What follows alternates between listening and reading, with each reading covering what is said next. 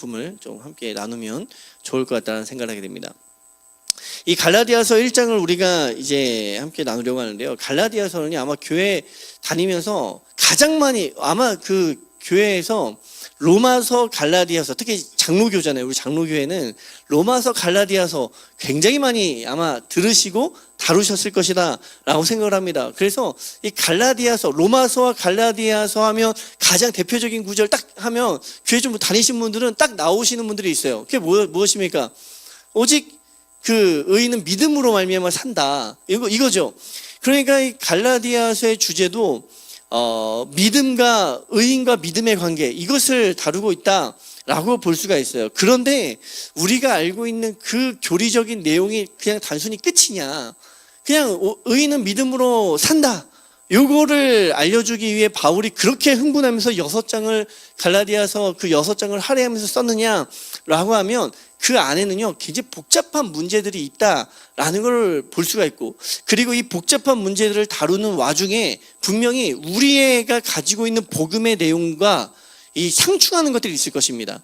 우리 물론 다 알고 있어요. 머리로는 알고 있는데 우리가 그 간습적으로 또 습관적으로 전통적으로 알고 있는 복음의 어떤 내 생각과 부딪히는 부분들이 있다라는 거예요. 그러면 그 말씀이 이제 이야기하는 거와 나의 생각들이 부딪힐 때, 그래 우리는 그 말씀이 이야기하는 거죠. 무엇에 대해서 누가 수정을 하라라고 이야기하는 걸까요? 우리 보고 수정을 하라는 거죠. 만약에 말씀과 내 신앙이 부딪힐 때는요, 말씀을 수정하는 게 할 수는 없잖아요. 하나님의 말씀을 수정해서 나한테 맞출 수는 없습니다. 그런데 다르게 이야기하면 내 신앙을 수정해야 될 필요성이 있다라는 거예요. 그래서 혹시라도 이 갈라디아서 제가 얘기하는데 각자의 신앙들을 제가 알 수는 없습니다. 근데 하나님은 아시겠죠.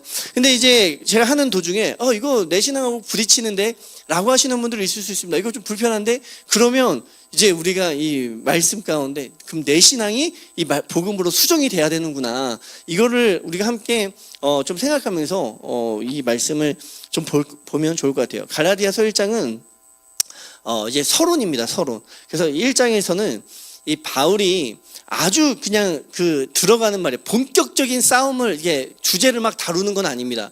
본격적인 주제가 아니라 이것에 대해서 이제 이야기를 시작하기 위한 어떤 밑거름을 막 까는 거예요. 그래서 우리가 갈라디아서 1장 1절부터 5절까지의 말씀 함께 읽고 우리가 나누도록 하겠습니다. 갈라디아서 1장 1절부터 5절까지 있는 말씀 함께 읽어볼게요. 신약성경 300페이지 어간이 있네요. 300페이지, 301페이지. 갈라디아서 1장 1절부터 5절입니다. 시작. 사람들에게서 난 것도 아니요 사람으로 말미암은 것도 아니요 오직 예수 그리스도와 그를 죽은 자 가운데서 살리신 하나님, 더불어 갈라디아 여러 교회들에게 우리 하나님 아버지와 주 예수 그리스도로부터 은혜와 평강이 있기를 원하노라. 그리스도께서 하나님 곧 우리 아버지의 뜻을 따라 이 악한 세대에서 우리를 건지시려고 우리 죄를 대속하기 위하여 자기 몸을 주셨으니 영광이 그에게 세세토록 있을지어다. 아멘. 이 갈라디아서 1장은요 특별히 바울이 자기의 복음, 이 자기의 복음이라는 게 중요합니다. 사실은 자기가 전한 복음이에요. 자기의 복음이 아니라 바울이 전한 복음에 대하여 그 내용이 옳다라는 것을 이 변론을 시작하는 게 이제 갈라디아서 1장이다라고 볼 수가 있어요. 그래서 오늘 이 1장 전체를 다루겠지만 중요한 게 뭐냐면, 중요한 주제를 제가 미리 좀 알려드리겠습니다. 이 바울이요, 내가 나의 사도직이 사람에게서가 아니라 하나님에게서 왔다라고 이야기해요. 이거는 단순히 내 사도직이 우월해라는 이야기를 하는 것이 아닙니다. 이거는 우리가 다루겠지만 이 바울이 자꾸만 내가 가진 것들이 하나님에게로부터 왔다라고 주장하는 이유가 분명히 있다라는 거예요. 하나님으로부터 온 것을 강조하는 이유가 있다라는 겁니다. 그래서 이 바울의 주요한 가르침 중에 하나가 뭐냐면 바울이 전한 복음의 내용의 가장 핵심이 뭐냐면 1장 4절이에요. 1장 4절이 뭐냐면 그리스도께서 하나님 곧 우리 아버지의 뜻을 따라 이 악한 세대에서 우리를 건지시려고 우리 죄를 대속하기 위하여 자기 몸을 주셨다라고 이야기를 하고 있어요. 자기 몸을 주셨다. 근데 이거 이제 제가 그 주요 구절과 묵상에도 이제 해놨지만 이게 자기 자신을 내어 주신 겁니다. 자기 자신을 이렇게 던져 주신 거예요. 그러니까 이게 건네져 받았다. 이게 굉장히 이 이미지가 중요합니다. 흔히 우리가 죄를 용서하셨다. 혹은 뭐 하나님께서 우리를 위해서 우리의 죄를 위해서 자기를 이렇게 죽게 하셨다. 십자가 달려 죽으셨다. 이렇게 이해를 하는데 바울은 더욱더 뭔가 세밀한 이미지를 우리에게 주고 있는 거예요. 자기를 이렇게 넘겨주셨다라는 겁니다. 굉장히 중요한 바울의 신학적인 주제 중에 하나이다라는 걸 우리가 좀 생각해보고 이 갈라디아서 읽으면 좋을 것 같습니다. 그리고 이제 바울이 자기가 전한 복음과 거짓 복음에 대한 이야기를 하게 되고 있습니다. 그래서 그러면 자기가 전한 복음과 거짓 복음 사이에 무엇이 더 옳은 복음인가라고 이야기를 할 때에 그것을 뒷받침하기 위해서 내가 어떻게 사도직을 갖게 되었는가. 그리고 예루살렘 교회의 그 대표적인 지도자들이 있잖아요. 베드로와 이 요한이 자기의 가르침에 대해서 어떠한 그 반응을 보였는가. 그리고 나의 주장과 가르침, 자기가 전한 그 복음이 내 삶에 어떠한 영향을 미쳤는가. 그러한 것들을 통해서 자기가 전한 복음의 어떤 그 옳다라는 그것을 우리에게 이야기하고 있다라고 볼 수가 있어요. 그래서 한번 생각해 보세요. 왜 이 바울이 자꾸만 자기의 사도직에 대해서 설명을 하고 있는가. 그리고 바울이 말하는 복음과 다른 복음은 어떤 내용의 차이점이 있을까? 이건 나중에 우리가 알게 될 것입니다. 1장에는 잘 나타나지 않아요. 그런데 이 분명히 바울은 자기가 전한 복음이 있는데 다른 복음이 있다라는 거예요. 이거에 대해서 분명히 차이가 있다라고 이야기를 하고 있습니다. 그리고 바울이 예루살렘 교회 사도 그룹과의 일화를 왜 이야기하는가? 왜 자꾸만 이렇게 꺼내 놓는가라는 걸 우리가 좀 생각하면서 이 본문을 읽으면 좋을 것 같아요. 그 1절을 보면은 1절부터 3절을 우리가 보게 되면은 이 바울이 나의 사도성에 대해서 이야기를 하는데 특별히 자꾸만 반복적으로 이야기하는 게 있습니다. 1절에 보면은 사람들에게서 난 것도 아니다. 이 사람들에게서 난 게 있고요. 그런데 나는 누구에부터 난다라고 이야기합니까? 사람으로 말미암은 것도 아니라 오직 예수 그리스도와 그를 죽은 자 가운데서 살리신 하나님 아버지로 말미암았다. 나의 사도직이 그랬다라는 거예요. 그러니까 나의 사도직이라는 거는 하나님께서 나에게 직분을 주실 때가 아니라 나를 부르실 때 그렇게 했다라는 거죠. 그러면 우리가 이 두 가지의 지금 이야기를 하고 있는 걸 볼 수가 있죠. 첫 번째는 사람들에게서 난 어떤 그 직분들이 있다라는 거예요. 사람들에게서 그 사람으로 말미암은 어떤 것이 있다. 그리고 그렇지만 나는 사람에게서 난 것이 아니라 하나님과 예수 그리스도를 통하여서 내가 부름을 받았다. 분명히 이렇게 이야기를 하고 있습니다. 이것이 반복돼요. 그리고 3절에서도 뭐라고 얘기합니까? 3절에서도 보니까 우리 하나님 아버지와 주 예수 그리스도로부터 나오는 은혜와 평강이에요. 평강이 있기를 원하노라. 그러니까 이 은혜와 평강이 누구로부터 나온다고 이야기합니까? 하나님 아버지로부터 나오고요. 그리고 우리의 주 예수 그리스도로부터 이 은혜와 평강이 나온다라고 이야기를 하고 있습니다. 그런데 그러면 이 은혜와 평강이라는 게 무엇입니까? 은혜와 평강. 흔히 우리가 은혜 많이 받으세요라고 이야기하잖아요. 그런데 아마 거기서 우리가 생각하는 은혜와 지금 바울이 말하는 은혜는요 조금 다를 수 있어요. 아마 우리가 은혜라는 것과 복음이라는 거를 좀 구별해서 생각하는 경향이 있잖아요. 복음은 복음이고 은혜는 그냥 우리가 일상적으로 받는 것이 은혜다라고 생각하는 경향이 있습니다. 근데 바울은 그렇지 않아요. 바울은 복음이라는 말과 은혜라는 말을 같이 쓰고 있다는 거 우리 기억하셔야 돼요. 그래서 바울이 말하는 은혜는 곧 복음입니다. 바울이 말하는 은혜는 그 복음의 그 내용이에요. 그럼 그 내용이 무엇입니까? 그 내용의 아주 핵심적인 게 4절이에요. 우리 4절 한번 다 같이 읽어볼까요? 4절 시작. 그리스도께서 하나님 곧 우리 아버지의 뜻을 따라 이 악한 세대에서 우리를 건지시려고 우리 죄를 대속하기 위하여 자기 몸을 주셨으니, 이게 이제 복음의 더 깊은 복음의 넓은 내용이 있겠지만 복음의 가장 핵심적인 내용은 이거라는 거예요. 이게 바로 우리에게 준 은혜라는 거죠. 은혜를 우리가 다른 말로 한번 이야기해 보면요, 이 선물이라는 의미가 됩니다. 선물. 그런데 우리가 선물을 할 때 그 선물이라는 게 의미적으로는 그냥 주는 거잖아요. 그런데 선물이 갖고 있는 그 실제적인 의미들이 좀 다르죠. 예를 들어서 우리가 그 좀 이런 거는 뭐 사람마다 다르겠지만 그 결혼식을 이렇게 갑니다. 결혼식을 가요. 그 축의금을 이렇게 내잖아요. 그런데 간혹 이게 인터넷에 보니까 논란이 되는 게 있더라고요. 뭐냐면 이 축의금이라는 게 결국에 선물이잖아요. 우리가 이렇게 그 사람을 위하여 주는 건데 흔히 이제 선물을 줄 때는 대가 없이 준다라고 생각합니다. 그런데 이 축의금 낼 때 대가를 생각하지 않고 주시나요? 그 인터넷 보니까 막 사람들끼리 막 싸워요. 어떤 싸움을 싸우냐니, 내가 쟤한테 갈 때 10만 원 냈는데 쟤는 나한테 5만 원 했다라는 거예요. 5만 원 했다. 그러니까 이게 무슨 말이냐면 내가 이미 할 때 뭘 하는 거죠? 저 사람이 나에게 줄 거를 생각하고 준다라는 거예요.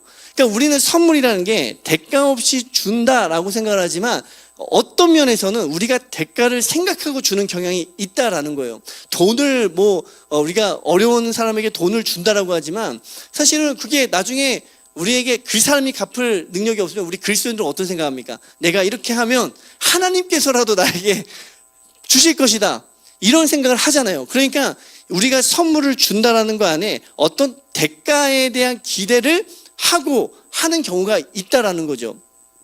그러니까 선물이라는 게 그렇다라는 거예요. 그러니 이 고대 시대에는요, 선물을 줄 때 특별히 누구에게 주겠습니까? 이 당시에는 선물에 대한 개념이 더욱더 어떤 이제 주고받는 개념이 강했어요. 그렇기 때문에 선물을 줄 때 보통 누구에게 주겠습니까? 나에게 다시 돌려줄 수 있는 사람에게 준다라는 거예요. 준다. 그게 이 시대의 선물의 개념입니다. 그런데 바울이 여기서 말하는 이제 하나님께서 주시는 은혜, 이 선물은 굉장히 이 당시에는 이상한 선물이에요. 왜냐하면 받을 수 없는 자에게 주는 선물이거든요.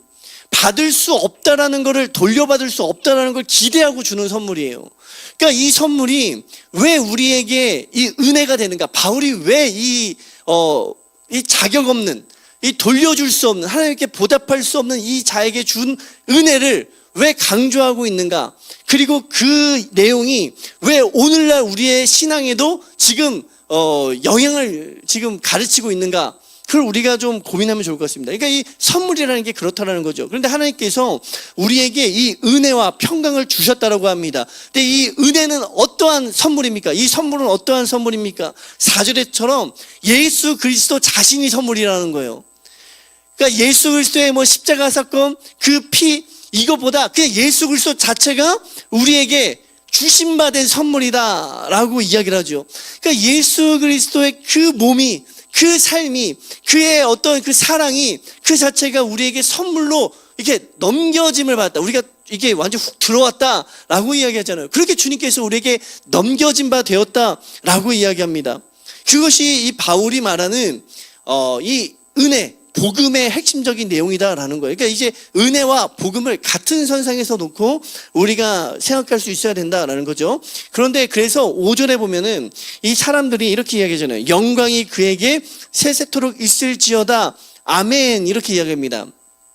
영광이 그에게 세세토록 있을지어다 아멘. 이거는요 후렴구예요. 성도들이 이제 보통 우리도 설교하고 나서 사람들이 이제 아멘으로 화답을 하는데, 이 아멘이라는 건 교회 사람들이 하나님의 은혜에 반응하는 그 말입니다. 그런데 영광이 그에게 세세토록 있을지어다 아멘이라는 이 말, 아멘이라고 우리가 흔히 이제 쉽게 이야기하지만 아멘이라는 말은 굉장히 의미가 있는 말이에요. 왜냐하면 이 4절의 말이 내 것이 된 사람들이 아멘을 하는 거거든요. 아멘은 그냥 하나님 내가 받겠습니다, 나에게 그게 이루어졌으면 좋겠습니다 라고 해서 아멘을 하는 것이 아니라, 아멘이라는 거는 주님께서 나에게 그렇게 선물로 오셨습니다. 주님께서 주님의 그 몸이 나에게 이게 넘겨진 바 되셨습니다 라는 거를 긍정하는 사람, 믿는 사람, 그걸 경험한 사람들이 아멘 그렇습니다. 주님께서 나에게 넘겨진 바 되어서 주님의 은혜가 지금 내 속에 있습니다. 내 손 안에 있습니다.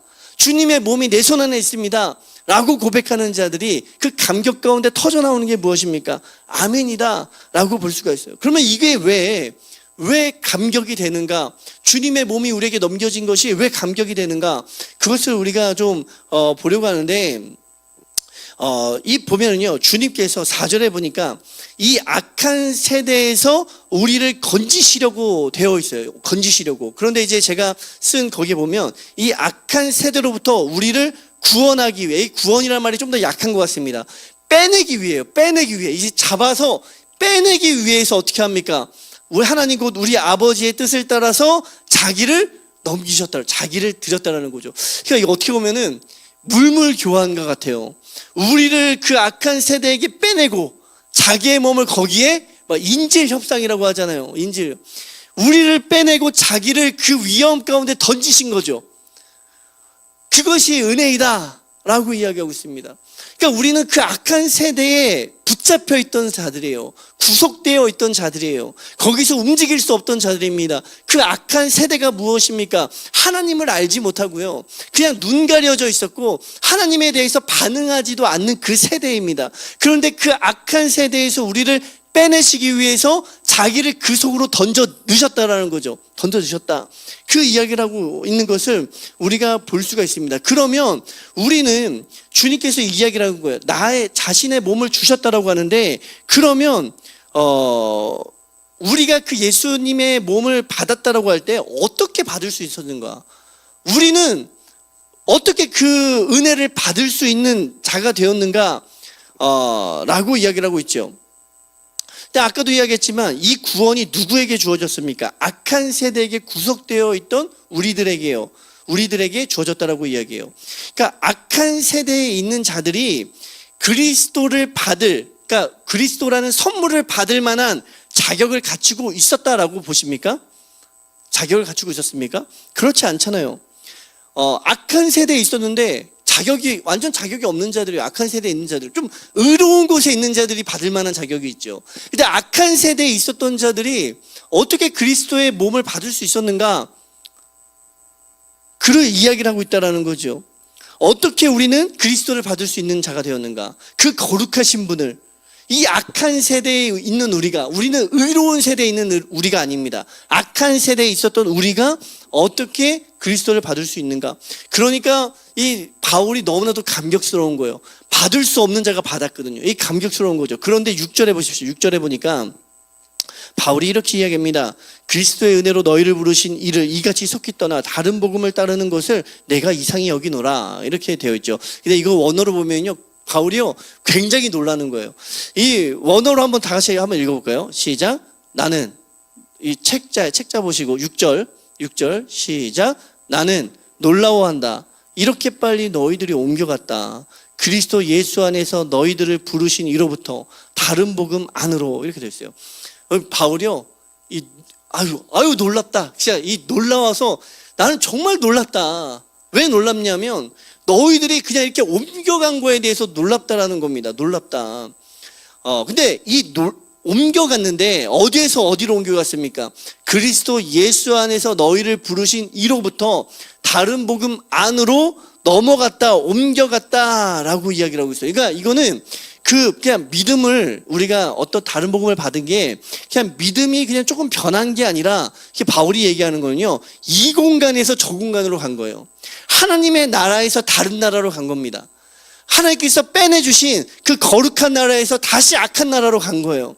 그러니까 이게 조금의 믿음의 변화가 아니라 완전히 다른 곳으로 가버렸다.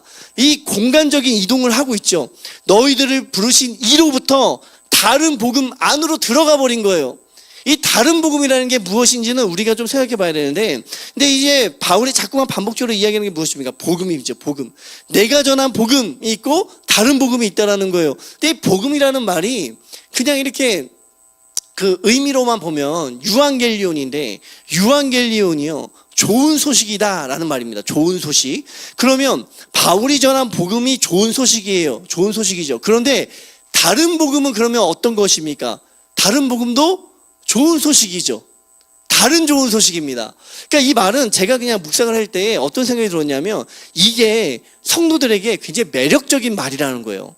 매력적인 내용이었다라는 거죠. 우리가 생각하는 것처럼 저 이단의 이상한 것, 이단들이 이야기하는 뭐 이상한 내용들, 그런 게 아니라 사람들이 정말 매력적으로 느낄 수 있을 만한 복음이었다라는 거예요. 이 복음의 내용은 다시 말하면 그리스도 예수를 이야기한다는 거죠. 그리스도 예수를 이야기하는데 굉장히 매력적으로 이야기하는데, 그런데 그것이 바울이 전한 그 원초적인 복음과는 뭔가 다르다라는 겁니다. 그렇기 때문에 나중에 이제 보겠지만 바나바, 우리가 잘 아는 바나바 있잖아요. 바울과 함께 다니던 바나바도요, 이 다른 복음에 너무나도 매력적이니까, 이게 너무나도 듣기가 좋으니까 거기에 마음이 막 빼앗겨가지고 거기 막 쫓아갔다라는 거예요. 바나바도. 그러니까 이게 얼마나 좋은 소식입니까? 사람들의 귀에. 물론 예수 그리스도의 그 복음도 좋은 소식이지만 이 다른 복음도 매우 좋은 소식처럼 들렸다라는 겁니다. 그냥 오늘날 우리도 아마 많은 분들이, 제가 다른 복음의 이야기를 지금 안 하고 있습니다. 다른 복음의 이야기를 하면 많은 분들이 내가 생각했던 것 같은데? 라고 생각하시는 분들이 있을 수 있다라는 거예요. 그러면서 이 바울이 이 다른 복음으로 옮겨갔을 때, 그러니까 다른 교리적으로 그냥 다른 것을 이야기하는 것이 아니라 그들을 그리스도 예수 안으로 부르신 이를 완전히 떠나버렸다라고 이야기를 하고 있어요. 그래서 이 바울이 11절에서 보면요, 11절에 이렇게 이야기하죠. 형제들아, 내가 너희에게 알게 하노니 내가 전한 복음은 사람의 뜻을 따라 된 것이 아니니라 라고 이야기를 하고 있어요. 그러니까 이 말을 하는 이유가 무엇이냐 하면, 자꾸만 바울이요, 나는 하나님과 예수 그리스도로부터 시작이 되었다, 나의 사도직이 시작이 되었다 라고 이야기하잖아요. 그러니까 자꾸만 이런 이야기를 하는 게 무엇입니까? 내가 전하는 복음이 누구로부터 기원을 했는가를 이야기할 때에 내가 전한 복음은 하나님과 예수 그리스도로부터 시작이 된 것이고, 그러면 다른 복음은 누구로부터 시작됐다고 이야기하는 거죠? 여기 보면 그죠? 사람의 뜻을 따라 된 그 복음이라고 하는 것이 있다라고 이야기를 하고 있어요. 그래서 이 바울은 자꾸만 이야기합니다. 반복적으로 이야기합니다. 나의 복음이 어디로부터 나왔는가? 그러니까 어디로부터 나왔는가? 이게 굉장히 중요한 거예요. 중요한 것입니다. 그러니까 바울은 전한 사람이 누구냐는 별로 관심이 없어요. 우리는 갈라디아서 아마 들으신 분들은 이 전한 사람이 누구냐, 유대인들일 것이다, 율법주의자들 것이다, 뭐 이런 이야기를 많이 합니다. 그런데 사실은 바울은요, 그들이 누구인지는 관심이 없습니다. 그들이 누구인지는 그렇게 중요한 것이 아니라는 거예요. 근데 그들이 누구인 것보다 중요한 건 뭐냐면 그들이 전한 복음의 내용, 그 내용이 다르다는 거죠. 그 복음의 내용이 사람으로부터 난 것이다라는 거예요. 그것이 지금 심각한 것이다 라고 이야기를 하고 있어요. 그러니 우리의 신앙에서도 혹시라도 이 갈라디아서를 읽으면서 내가 이 다른 복음과 비슷한 면이 있네 라고 생각하는 부분들이 있습니까? 그럼 바울이 지금 그거 굉장히 심각하게 여기고 있다. 그러니까 이것이 수정될 필요성이 있다라고 보실 수가 있는 것이죠. 이 복음과 7절에 보니까 다른 것은 없다라고 얘기합니다. 다른 복음은 없나니 다만 어떤 사람들이 너희를 교란하여 그리스도의 복음을 변하게 하려 한다. 다른 것은 없다라고 이야기합니다. 복음과 다른 것이 같이 갈 수가 없는 거예요. 왜냐하면 아까도 이야기했지만 공간이 다르기 때문이에요. 잠깐 믿음의 조그만 변화가 아니라 완전히 다른 공간이기 때문에 같이 갈 수가 없다라는 거죠. 하나님으로부터 난 복음의 공간이 있고 사람으로부터 난 다른 복음의 공간이 있다. 그거 다르다. 그러니 이곳과 저곳이 있을 뿐이지 이곳과 저곳이 겹쳐 있는 곳은 없다라는 거죠. 그것을 이야기하고 있습니다. 그래서 지금 계속 바울이 복음의 기원을 이야기하는 이유, 지금 이게 싸움이기 때문입니다. 바울이 누구고 다른 복음을 전하는 사람들이 누구냐의 싸움이 아니라 이 복음이 어디에서 기원했는가, 어디로부터 시작됐는가의 싸움을 하고 있다는 거죠. 그것이 우리를 12절로 가게 합니다. 12절로 보면 한번 다 같이 읽어볼게요. 12절 시작.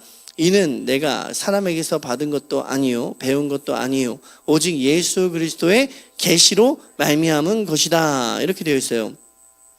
이 바울이 이렇게 이야기하죠. 나는 받지 않았다. 나는 영접하지 않았다. 사람으로부터 그 복음을 받은 것이 아니다. 또 내가 가르침을 받은 것이 아니다. 사람으로부터 받은 것도 아니다. 오히려 나는 유일하게 딱 한 통로를 통해서 받았다라는 거예요. 예수 그리스도의 계시를 통해서 받았다라는 거죠. 그러니 바울이 내가 예수 그리스도의 계시를 통해서 복음을 받았다라는 말은 그냥 내 복음이 옳아, 내 복음이 맞아 이 이야기를 하는 것이 아니라 복음이 어디로부터 흘러 들어왔는가 그 출처, 그 시작점을 이야기한다 라는 걸 우리가 분명히 알아야 됩니다. 그러니까 내가 가진 복음이 하나님으로부터 왔는가 이걸 점검하는 것이 필요하다는 거죠. 내가 가진 복음이 하나님으로부터 오셨습니까? 맞습니까? 어떻게 그걸 확신하십니까? 그러면 우리가 이 무엇을 통해서 확신해야 됩니까? 바울이 이야기한 그 성경의 내용을 가지고 우리가 점검을 해야겠죠. 바울은 내가 전한 복음이 하나님으로부터 왔다라고 이야기합니다. 그러면 우리가 바울이 전한 복음과 나의 신앙을 보는 거예요. 이게 성경의 역할이죠. 보아서 이것이 내가 정말 바울이 말한 것과 같이 이 하나님으로부터 온 복음을 내가 지금 알고 있는가, 받고 있는가, 이걸 점검하는 것이 필요하다. 그러니까 오늘날 그리스도인이라고 해서 다 하나님으로부터 온 복음을 온전히 알고 있는 것은 아니다라는 거예요. 왜냐하면 초대교회도 그렇으니까. 초대교회도 갈라디아 교회에 그 두 그룹이 있었으니까 오늘날 우리에게도 동일하다라는 거죠. 그래서 13절부터 24절은 한 편의 드라마를 보여줍니다. 이 드라마의 내용이 굉장히 재밌어요. 조금 시간이 좀 이제 다 됐지만 13절로 보면은 바울이 이렇게 이야기합니다. 내가 이전에 유대교회에 있을 때 행한 일을 너희가 들었거니와 하나님의 교회를 내가 심히 박해하였다. 지금 바울이요 자기의 이 굉장히 부끄러운 과거를 꺼내놓죠. 바울이 뭐라고 이야기하는가 하니 13절에 제가 그 번역을 한 거에 보면은 너희들은 들었는데 뭘 들었냐면 나의 행위를 들었다. 그러니까 행위가 굉장히 강조되는 거예요. 바울이 전에 했던 행위, 그 행위가 무엇입니까? 전에 특별히 유대교 안에서 했던 행위입니다. 이게 바울이 하나님을 모를 때 했던 행위가 아니라 유대교 안에서 행했던 행위라는 거예요. 그런데 그 유대교를 특별히 내가 설렁설렁 따른 것이 아니라 어떻게 따랐습니까? 매우 열정적으로 따랐다. 극심하게 따랐기 때문에 하나님의 교회를 박해하고 파괴했다 라고 이야기해요. 이게 굉장히 이상하잖아요. 이상한 말이에요. 왜냐하면 하나님을, 유대교도 하나님을 믿는 자들 아닙니까? 그런데 하나님을 열심히 따라서 다른 사람들보다 더 열심히 따라서 내가 하나님의 교회를 박해하고 파괴했다라고 이야기합니다. 하나님을 더 열심히 사랑해서 하나님의 교회를 파괴했다 라고 이야기하죠. 그리고 14절에도 보면은 뭐라고 이야기하는가 하니 내가 내 동족 중 여러 영갑자보다 유대교를 지나치게 믿어서 내 조상의 전통에 대해 더욱 열심히 있었다. 그러니까 여기 보면요, 내 동족 그 동료들보다 내가 더 많이 발전했다예요. 발전했다. 내가 유대교 안에서 더 신앙적으로 발전한 거예요. 막 승진한 거죠. 직분이 막 올라가고 승진한 겁니다. 유대교에서는 잘했다 한 거예요. 그러니까 바울이 거기에 대해서 더욱 열심히 있었습니다. 바울이 신앙이 없어서 교회를 박해한 게 아니라 유대교의 신앙을 가지고 있었기 때문에 더 열심적인 율법을 지켰기 때문에 교회를 박해했다라고 이야기하죠. 그러면 한번 보십시오. 바울은요, 내가 하나님의 선택을 받을, 선물을 받을 자격이 있었다라고 생각을 했을 거예요. 나는 하나님 앞에 구원을 받을 만한 자격이 있었다라고 생각을 했을 겁니다. 유대교는 그렇기 때문에 내가 다른 사람들보다 더 열심을 내었고 더 열심히 유대교에 공부를 했고 하나님을 더 열심히 믿었기 때문에 나는 하나님 앞에 은혜를 받을 수 있는 자다라고 생각했겠죠. 그런데 바울이 뭐라고 이야기합니까? 바울이 15절 한번 다시 볼게요. 시작. 그러나 내 어머니의 태로부터 나를 택정하시고 그의 은혜로 나를 부르신 이가, 이렇게 되어 있어요. 이 바울이요, 하나님을 만났는데 어떤 이야기를 하는가 하니 내가 지금까지 내가 이 하나님을 만난 것이, 하나님께서 나를 부르신 것이 내가 유대교를 열심히 믿어서, 그리고 더 열심히 남들보다 공부해서, 더 남들보다 열심히 하나님의 복음을 위해 봉사해서, 이 유대교는 어쨌든 하나님의 복음이니까 하나님을 위하여 봉사를 했기 때문에 하나님께서 나를 만나 주셨다라고 생각을 할 뻔했는데 보니까 그게 아니라는 거예요. 이 나를 부르신 이의 출처가 어디서부터인가 하니 내 어머니의 태로부터입니다. 그러니까 내가 하나님을 알기도 전부터예요. 나를 택정하시고 태로부터 나를 택정하셨다. 그러니까 내가 유대교에서 하나님을 알기도 전부터입니다. 그러니까 하나님께서 나를 부르실 때요, 내가 하나님을 알고 있는 지식이 필요했다, 필요하지 않았다는 겁니까? 필요하지 않았다라는 거예요. 그러니까 그거에 놀라는 거죠. 하나님께서 하나님을 많이 아는 자들, 그러니까 하나님을 찾아가는 자들을 부르시는 줄 알았는데, 하나님을 알아서 하나님께 온전히 나아가는 자들을 부르시는 줄 알았는데 그렇지 않았다는 거예요. 내가 지식을 가지기 전부터 부르셨다. 그러니까 나의 지식이 나의 부르심을 받는 거에 이게 필요가 없었구나 깨달았죠. 그 또 하나는 무엇입니까? 그의 은혜로 나를 부르신 것입니다. 그의 은혜. 이게 내가 그의 은혜 가운데, 하나님의 은혜 가운데 내가 어떠한 것을 기여한 것이 아니라 순전히 하나님의 은혜라는 거예요. 순전히 하나님의 선물로 나를 부르셨다라는 거죠. 그런데 이것이 왜 중요하냐면 16절부터 보면 그의 아들을 이방에 전하기 위하여 그를 내 속에 나타내시기를 기뻐하셨을 때 보면 그 때가 이렇게 나오잖아요.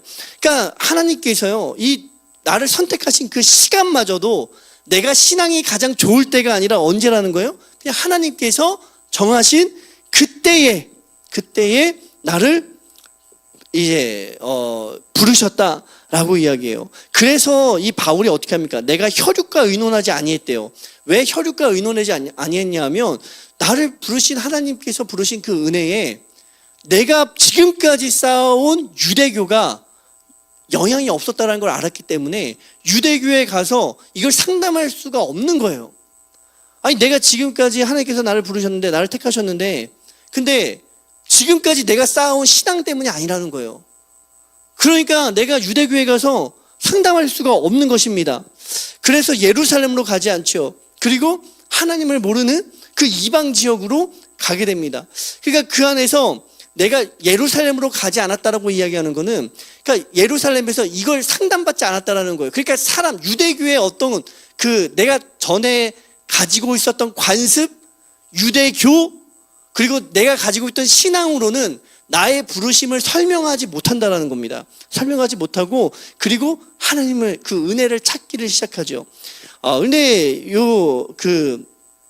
보면은 23절이에요. 23절에 보니까 그렇게 다니다가 23절에 다만 우리를 박해하던 자가 전에 멸하려던 그 믿음을 지금 전한다 함을 들었다라고 이야기해요. 어떤 자기가 돌아다닐 때마다 사람들이 듣는 게 있었습니다. 무엇을 들었냐면 저 사람이, 얼굴은 모르는데 저 사람이 우리를 박해하던 자다, 그러니까 교회를 박해하던 자다라는 소리를 이미 사람들이 들었다라는 거예요. 그런데 그 박해하던 모습이 어떤 모습입니까? 그가 때려 부수던 믿음, 그러니까 그가 그렇게 하나님의 반대편에 있다라고 하면서 때려 부수던 믿음을 자기가 믿게 된 거예요. 여기 굉장히 아이러니하잖아요. 자기가 때려 부수던 믿음을 자기가 갖게 됐습니다. 그러니까 때려 부수던 믿음이라는 게 무슨 말입니까? 내가 알지도 못하고, 내가 믿지도 않고, 내가 원하지도 않고, 내가 그걸 받고 싶지도 않았던 믿음을 내가 받게 된 거예요. 그러니까 이게 무엇입니까? 하나님의 은혜라는 거죠. 은혜. 이게 복음이에요. 우리가 신앙생활 할 때요, 내과에서 하나님의 은혜, 내가 한 걸 통해서 하나님의 은혜를 생각할 때가 있잖아요. 내가 이걸 하니까 하나님께서 은혜를 주시겠지. 이 선물에, 내가 가지고 있는 선물의 개념이죠. 내가 이렇게 하면 하나님께서 또 나에게 뭘 주시겠지. 내가 이렇게 봉사를 하면 이걸 하나님께서 기억해서 뭘 주시겠지.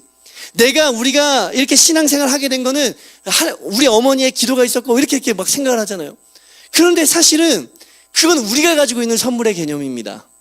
하나님의 우리를 선택하시고 우리를 부르시고 우리에게 이 믿음을 주신 그 안에는요, 어떠한 조건이 없다라는 거예요. 조건이 없다. 그냥 그런 거예요. 그냥 그런 거예요. 그래서 우리가 하나님을 믿게 되었습니다. 이 감격이 되십니까? 왠지 아세요? 왜 감격이 되시는 줄 아세요? 우리는 악한 세대에 있었던 자들이기 때문이에요. 우리의 모습은요, 하나님을 알 수가 없는 자들이었기 때문에 바울이 감격하는 거예요. 아니, 내가 때려 부쉈던 믿음을 내가 갖게 되다니. 다시 말하면 우리도 동일한 모습이었다라는 거죠. 우리도 하나님이 택하시지 않으셨다면 지금 그 믿음을 때려 부수고 있을 것입니다. 여기 그러셨던 분들 있지 않으세요? 그 믿음을, 내 아내가 믿던 믿음을, 내 자녀들이 믿던 믿음을, 그렇게 때려 부수며 살았던 분들이 계시지 않습니까? 그런데 어느 순간 내가 그걸 믿게 되잖아요. 하나님의 은혜인 거죠. 우리도 그랬다라는 거예요. 우리가 좀 일찍 믿었을 뿐이지 자랑할 것이 없는 이유가 무엇입니까? 우리도 동일하게 그 믿음을 때려 부수던 자이기 때문입니다. 근데 조금 더 일찍 부르셨던 거예요. 왜 그렇습니까? 하나님이 기뻐하셨던 때에 우리를 부르셨기 때문이죠. 그때마저도 우리의 역할이 없는 거예요. 하나님께서 기뻐하셨던 그때 우리가 선택받아서 부름을 받았기 때문에 조금 일찍 믿었을 뿐이지 조금 더 나은 믿음을 가졌기 때문이 아니다라고 이야기합니다. 우리가 지금 가지고 있는 복음, 하나님께서 우리를 부르셨던 그 믿음, 이 믿음에 대한 감격은요, 내 안에서 찾아지면 감격이 좀 덜해요. 그런데 이 모든 것이 하나님으로부터 뭔가 이루어졌다라는 것, 자기의 몸을 온전히 우리에게 주셨기 때문에 우리가 받을 수 있었다라는 것, 이 기원이 하나님으로부터 왔다라는 걸, 이걸 놓치지 말아야 됩니다. 그래야지만 우리가 자랑할 것이 없고요, 남을 정죄하지 않게 되고요, 나중에 성령의 열매가 나타나는데, 성령의 열매가 어떻게 나타납니까? 우리 교회 안에서도 그런 사람들 많잖아요. 내 신앙을 가지고 다른 사람들 누르는 사람들 많죠. 내가 한 걸 가지고 다른 사람들 판단하는 사람들 많잖아요. 왜 그렇습니까? 복음을 모르기 때문이에요. 제가 이거 그냥 이 복음이 충돌할 것이다라고 그냥 이야기하는 게 아니에요. 실제로 교회 안에 있기 때문입니다. 내가 가진 걸로, 내가 가진 봉사로, 내가 가진 신앙으로, 내가 가지고 있는 성경 지식으로 다른 사람들 누르는 사람들 있잖아요. 그 사람들 판단하고 정죄하고, 저 사람들은 저래서 안 돼. 복음을 모르는 겁니다. 복음을 모르는 거예요. 내가 어떻게 구원받았는가? 내가 원래 어떤 자였는가? 내가 얼마나 형편없는 자였는가? 내가 얼마나 믿음을 박해하던 자였는가? 모르기 때문에 다른 사람을 편단하죠. 다른 사람들이 그러기 때문에 정죄한다라는 거예요. 우리 속에 그러한 마음들이 있었습니까? 교회 안에 다른 성도들을 보면서 그렇게 정죄하고 그렇게 판단하던 마음들이 있었습니까? 복음을 잘 모르고 있었던 거예요. 근데 괜찮아요. 성경의 이 갈라디아서가 우리에게 복음을 알려줄 겁니다. 수정하십시오. 그리고 그 하나님의 복음을, 그 바른 복음을 온전히 알아서 우리가 이제는 성령의 열매를 맺는 저와 우리 성도님들이 되시기를 주님의 이름으로 축원드립니다. 아멘. 우리 함께 잠깐